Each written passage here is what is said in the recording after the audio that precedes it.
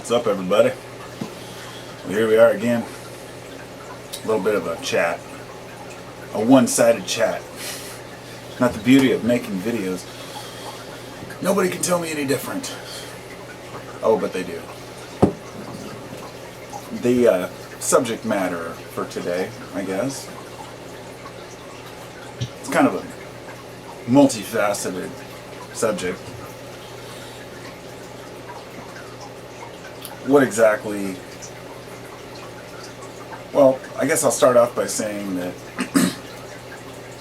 I have a hard time taking advice from people. Now, this is due to the fact that I've never asked for advice from people, yet they always want to give it to me.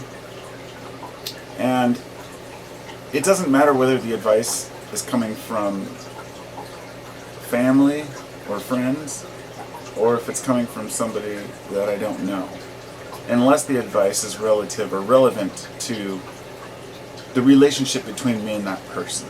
For example, if someone that I love comes to me and says, Josh, I see that you're this way, a particular way, and I think it might bother you, or you may be better off being a different way. And I would say, well, that's just the way I am, and I enjoy it. It doesn't bother me. And if it doesn't bother anyone else, then I'm cool with it.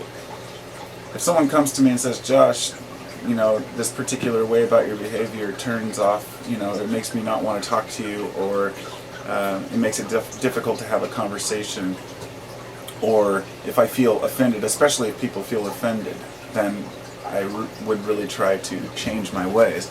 Now, of course, I don't offend people that I love and family, and I try hard not to offend people I don't know as well. In fact, learning to not take offense to things is just as important as learning to not offend people. And the reason why I can't be offended is because there's not anything that a person can say to me that I would believe, or especially if the person doesn't know me. Let's say there's random attacks on the internet where people say things to others like, let's say I get into an argument on a video and I don't agree with someone, and we comment back and forth, and then they kind of disappear for a while, pop back in after they've looked at my site and say, oh, you're just a pot smoker, you're just a stoner, what do you know, why don't you go back and smoke another bowl, that kind of stuff. It would be easy for some people to get offended at that and say, hey, that's irrelevant, that's an ad hominem attack that has no bearing on the discussion, which often I will mention that, but I don't take offense to it, because I realize it's that the person is prying and digging and trying to find anything they can that might offend me or bother me. Well, here's what I've realized is that sometimes people offend others with things that aren't true. For example, I've seen people call others child molesters or murderers, and it makes me wonder, how can you accuse a person that you've never met or really talked to of being these things? What is it in a person's mind that makes them think that people are this way? Or is it a projection of their own innermost thoughts that's coming out? I mean, there are a lot of dumb people who use the internet. It doesn't take a genius to go online. I don't mean that offensively, of course, and hopefully nobody takes offense to it, but you have to admit that there are some pretty dumb people out there. And many of them are just products of their environment. They just weren't raised properly, they didn't learn anything. Some people have chosen to be ignorant. They've chosen it as an easier life.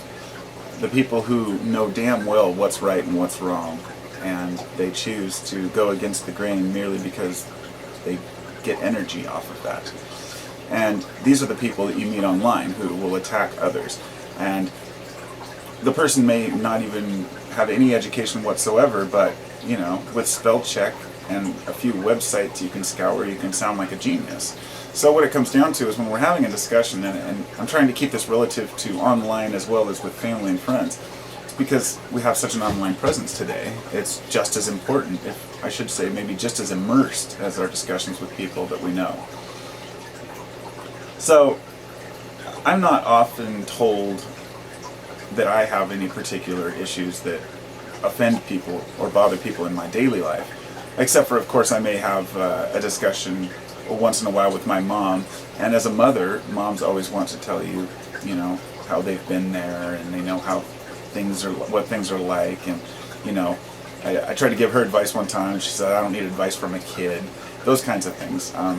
Age has a strong bearing on experience, but not necessarily wisdom. And the wisdom comes from whether or not you learn from the experience. So a younger person could have much more wisdom than an older person, even though the older person's maybe had many more experiences. Or perhaps the younger person's had a lot more experiences and the older person has never done anything really. Many people have different, I guess for me it might be an issue of authoritarian. I refuse to take authority from anyone, even my mom, and that's why I use that example. I don't believe that I know everything. I definitely don't think that I have it all figured out, and I know that I have my flaws, and I believe part of wisdom is just being able to admit that you have the flaws and to work on them, and to be able to laugh about the ones that you don't want to change or that you're choosing to ignore. And maybe the lack of authority to me and why I like to see, I think a good healthy debate is fine. I just heard someone say they don't like to argue, they just do it because they have to. And many instances that's true. And it's not about pride or ego, it's just about not wanting to allow another person to think they're an authority on something when they're not. But I think this might stem for me from, you call them daddy issues, alright? My father died when I was 15 from cancer, and I watched him die basically. You know, he got sicker and sicker, and he was in a hospital bed in our living room, and then I remember one day, you know, he was gone. My mom, I guess he'd gotten sick and had to go to the hospital. My mom came home, and I didn't know what was going on, and this was in like 1991, I think, and she said, he's at the hospital, he might not make it through the night, do you want to go see him? And so I said, no, I don't. And honestly, to this day, I don't really regret that, because I didn't want to see him like that. I wanted to remember him, you know, alive. So that's not really relevant to the story, I guess, but kind of, because I was thinking about this today of why it was a cartoon or something we were watching where the kid was talking to his grandpa, and his grandpa was giving him advice, and the kid was looking up to his grandpa, and I thought about it for a minute and said, I never had a grandpa, and pretty much never had a dad since I became a man. And I never had a grandfather who would be even wiser than a dad to, you know, show me things that I was still learning, that my dad was still learning. Because my grandfather died pretty much when I was born, and my other grandfather, who was, well, I've shown his Freemason stuff. That's that apron I have up here behind me. That was his Masonic apron. He was a 32nd degree Freemason in the Estacado Lodge. And long story short, I never knew my grandpa at all, except for I told my aunt I was into the Freemasonry stuff and I was into researching it, and she said, well, nobody else is interested in his stuff, so she gave me his rings and everything, and I found all this stuff fascinating, and I still have, you know, his apron and cap and everything. And I thought, why do I care about the bond between me and him? Since I never knew him, I just never really felt anything for him. When I found out he died, I just didn't think, I was like, oh well. Because he died actually only, I don't know, 15 years ago, 10, 15 years ago, I think. It wasn't that long. So, you know, I was in my 30s, I think, maybe about 30. But I heard about it, and my aunt was close with him, but my mom wasn't. Now here's the deal, I don't want to go into the family story, but my mom didn't get along with her dad, so therefore, as we were growing up, we never went out to visit Grandpa, who only lived like 20 miles away. But it turns out he was kind of a dick, from what I hear. But I don't know if that's true, because all I'm getting is her part of the story. So, anyway, that's kind of my long explanation of trying to say this is maybe why some of us, myself included, tend to have a problem with authority. If we didn't have anyone there to show us the way. And since I didn't have a male role model, I've never had a father figure. And I see it in my brother, because he would attach to Jerry Garcia or Trey from Fish. He loved, really good guitarists, but he looked up to them extremely. And growing up, I never literally looked up to anybody. I always had this thing about questioning authority, and I never let anybody tell me anything about anything. I mean, I was such a stubborn kid. And it took me a long time to really grow out of that, and to see why I was the way I was, and to understand myself better. And it wasn't until maybe within the last 5-6 years that I've been able to look back at my life and say, oh wow, these events really did affect me a certain way. Okay, this is how psychology works. And to not let it creep me out, but to let it help me understand myself better.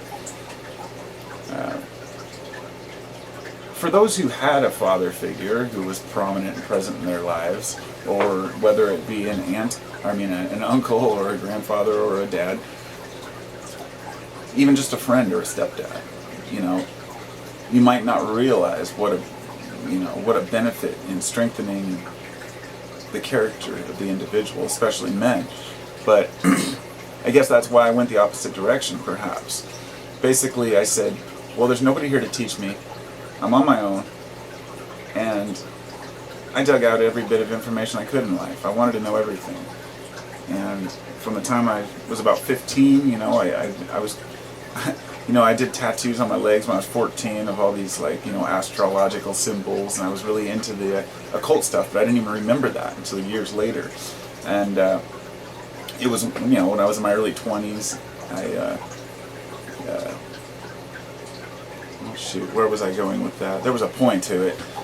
But anyway, we do silly things as kids, and we do especially silly things as men if we don't have other men around. So I felt like I had to take it upon myself to do research. Then when I found out about conspiracy stuff back in 96, 97, I spent a decade obsessing over that. And I think that was an addiction to, not an addiction to fear. This is the thing I realize. I understand people who are conspiracy fanatics.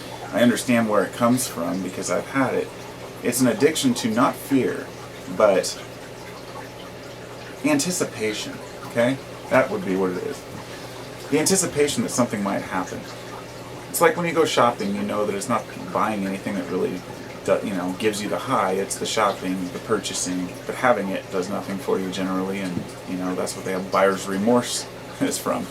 But the excitement of waiting for something is often greater than the actual event itself. And so for about a decade I was convinced that in my lifetime the world was going to collapse, the whole world, not just the US economy, but everything else was going to fall into line.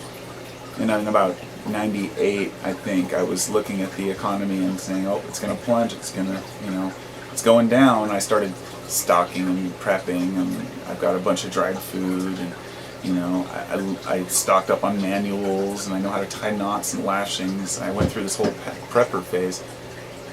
And then now I'm looking, it's almost 20 years later, and none of this stuff has given way. None of what I learned back then would have benefited me in any way, even if the shit hit the fan. And that's what I realized.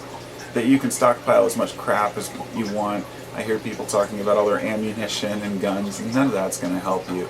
If the shit really goes down, we'll deal with it as it comes, but it's going to happen in a way that we can't understand. We can't prepare for what we can't know.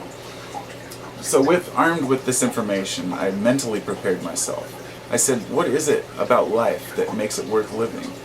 I said, it's excitement, happiness, enjoyment, being able to, instead of spending my time building a bomb shelter, I'm out hiking in the woods, that kind of stuff, And I realized it's because life is precious, but it's not as precious as living. I'd rather, that's where the live fast, die young comes from. Get the most out of life. Do the most with the time that you do have. And don't worry about what might happen. And this was kind of the screw it all attitude I finally had. I said, I've got a life to live. I have a family, and I have, things that I'd like to do with this life. I'd like to experience the world. I'd like to travel. Maybe I'd like to have a little bit of money one day, be able to buy extra stuff, not have to choose what I buy at the store by the price. But that's the world I live in, and I've come to accept it. And I realized that becoming a man, it's not something you have to define. It's definitely not explained through anything you can see. Becoming a man is something that you feel when you understand. When the person scolds you and you're able to take a deep breath and walk away. Or when you're able to remain calm in the face of adversity or a fire in your house. When you're able to tackle life's problems without whining about them like a little bitch or putting it off on someone else. And on that note, when I was into the conspiracy phase, that's what I realized I was doing, is I was putting off my own lack of satisfaction onto the shoulders of the Illuminati, the government. It's always them, it's aliens, it's they. It's always somebody trying to hold us back. And some of that may be true, and to an extent there are people out there, elite groups, who love to keep people down and see people ignorant, but we have choices, at least here in America, to become not ignorant and educate ourselves. And we choose not to because we tell ourselves often that there's no point in doing so. The world's going to collapse. The shit's going to hit the fan. What's the point in any of this? Well, there is a point. The point is to live happily and healthily, and that comes from in here. It's a fully mental state. It's the ultimate alchemy, the transmutation of thought, to turn a negative situation into a positive one, and to be able to carry that with you each day, and to not dwell on what might happen, or what could happen, or what prophecy we may have heard at one time. Or to try to say, look, it's coming, you'll see, or look, I was right, you know. When it comes to negative things, it's not about who was right. It's generally about warning people, you know. But it seems like people use that, instead of saying, hey, I'm trying to warn you, something's going to happen, or the world's going to collapse, it's like, it's coming and the dumb people will suffer, that kind of stuff. And I just stepped away from that whole crowd and moved on to something almost opposite of that, which was this spiritual kind of phase I had, where I went into all this love and light kind of stuff. And it was only when I rebounded from that extremity that I realized it's finally time to sit in the middle. That not all of the universe is love and light. And not all of the universe is adversity and hatred. That God's not an angry God. And God's not a happy God. And God is not a God. Those were the epiphanies that I've had. And they allowed me to understand that life is what you make of it completely, 100%. You are fully in control of your brain and its capacity to retain happy thoughts if you choose to adhere to them. We have, almost all of us have that at our disposal, minus a few, issues with, mental problems. But those of us who have the power and the capacity to change know we have it. And we can't deny it to ourselves. And we can lie to the world and we can pretend like we don't know it. But deep down inside we do. And we know that the problems that are caused are our own. And all of us have to take responsibility for it. So, I'm out.